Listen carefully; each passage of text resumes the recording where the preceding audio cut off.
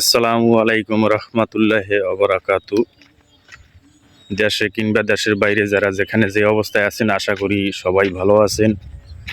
তো আজকে কথা বলবো মালয়েশিয়ার বিষয়ে কিছু। মালয়েশিয়ার যে 21 এবং 22 মে মাসের মিটিং হওয়ার কথা ছিল সেটা তারিখ চেঞ্জ হয়েছে।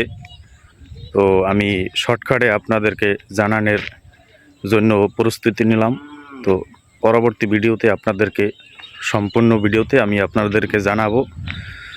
তো সময়ের অভাবে তো আমি বেশি বড় করতে পারতেছি না ভিডিওটা।